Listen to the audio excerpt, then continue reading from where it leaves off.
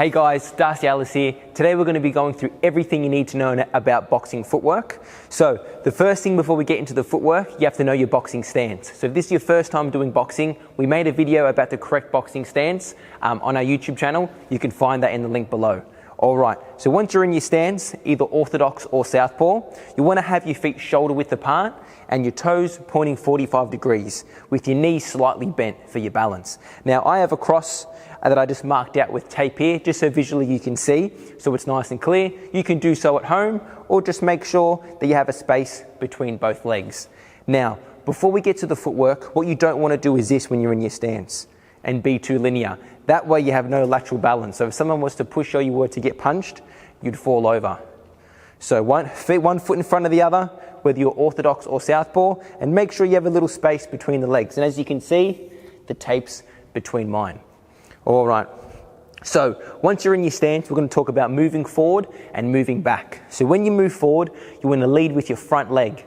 Because I'm an orthodox boxer, which means I'm a right-hander, my front leg's my left leg. So move forward with your front leg, a small little step, and then follow with your back leg like so. So all the moves in boxing, they're always a 1-2 movement. Now when I'm going backwards, same but different. I'm going to lead with my back leg because I'm going backwards and follow with my front leg. 1-2.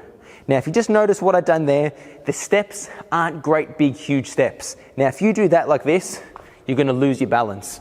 We want our feet always to stay as close as shoulder width as possible. So the first step's going to be a little bit greater than shoulder width, and then back to shoulder width. That's forward and back, nice and easy. 1-2, 1-2, just like so. Now practice that a few times till you get used to it, and then you can start making it more into a rhythm. So it's not 1, 2, it comes out together. Just like you're walking down the street. 1, 2, and you're in your stance. 1, 2, and you're in your stance. So that's linear, forward and back. Now we're going to go through side to side.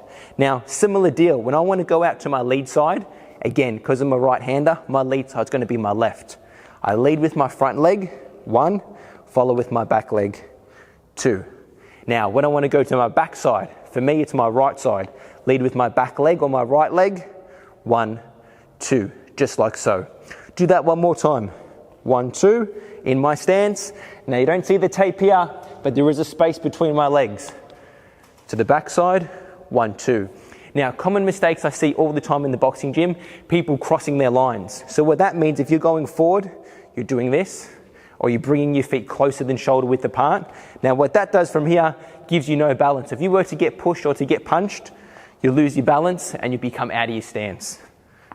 Now, again, same thing side to side. If I'm going to my back side, I don't want to lead with my front leg and do that.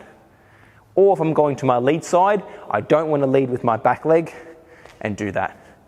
Cross the lines. Always keep that space between your legs.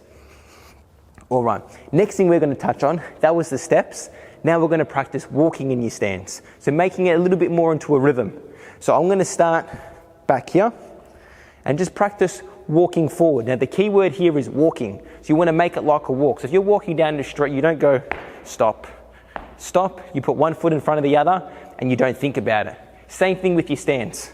Now it's going to take practice for it to come natural, but practice makes perfect. In your stance like this, little 1-2 steps, you just do it continuous. When you get to the end of your mark, and then from there, we're going to go backwards, leading with that back leg. Little steps back.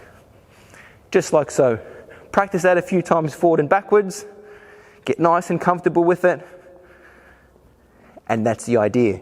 Now again guys, if you notice my steps are nice and short. Just like if you see athletes, if they're doing any agility work and they're going around the cones, they don't take great big steps all the time. Their steps are nice and short.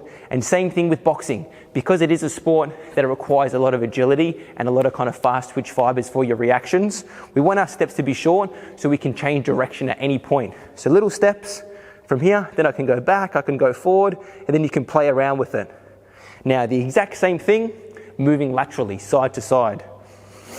So in your stance, going out to my lead side, little steps till I get to the end of my mark, and then back the other way.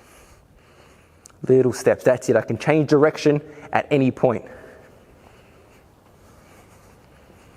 just like so. Now, once you get comfortable with that, you can start to put them in different combinations. Forward, back, left and right.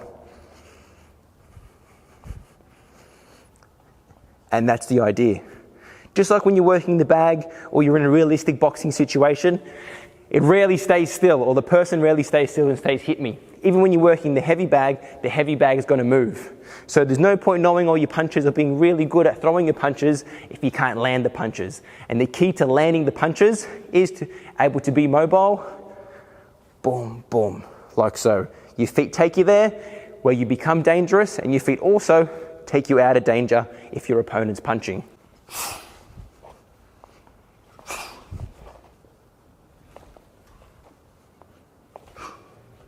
The last thing we're going to touch on is skipping in your stance. So all these fundamentals always remain the same, but you can do them at different rhythms. The slowest rhythm would be the step. A little bit of a quicker rhythm is what we've done just before, which is the walking. One continuous motion. Now the quickest rhythm with your boxing footwork is what I like to call skipping. So it's the exact same thing, you just pick up the intensity slightly. So I'm going forward, becomes a skip forward. If I'm going back, becomes a skip back. I'll show you side to side if I'm going to the side, and same thing to the other side, my back side. Now, you can pick and choose when you do this type of footwork. If the pace is a little bit slower, you can practice your steps like so, or if it's a little bit quicker or your opponent's rushing at you or the bag's coming back quick, you can do it quick and get back to your stance when you're ready to rock and roll. That's it, guys. That's Boxing Footwork 101. Like I said before, practice makes perfect. So repeat it again until you're absolutely sick of it. And that's how it's going to be burnt in your brain. Now, a lot of good fighters, when you're first learning, it's going to be a thought process. My stance, my elbows, my chin down. You have to process a lot of things. Through repetition, it becomes muscle memory. And once it's muscle memory, you're no longer thinking about the technique. You start to think about strategy and putting all the different moves we're going to learn in this YouTube channel together so you become a better boxer.